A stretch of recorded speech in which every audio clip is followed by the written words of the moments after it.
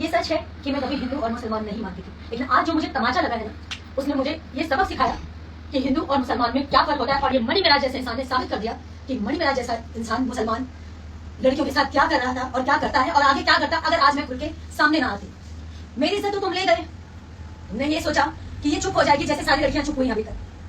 मेरी तरह और भी कई लड़कियां बर्बाद होती आज अगर मैं आवाज नहीं उठाती। ये आवाज मेरे लिए नहीं है, ये उन सभी लड़कियों के लिए है जिन लड़कियों के साथ आप जैसे लड़के, आप जैसे आज मैं बोल रही हूँ, नहीं बोलती थी कभी हिंदू मुसलमान, आज मैं बोलती हूँ आप जैसे मुसलमान लड़के जो हर मुसलमान का नाम बदनाम करते हैं, सब लड़कियों का यही हाल करते जो आज मेरा हाल है। और मुझ जैसी लड़की के साथ आज जो भी हुआ है उसकी जिम्मेदार मैं खुद हूँ, क्योंकि मैंने तुम जैसे घटिया इंसान, घटिया मुसलमान पर विश्वास किया।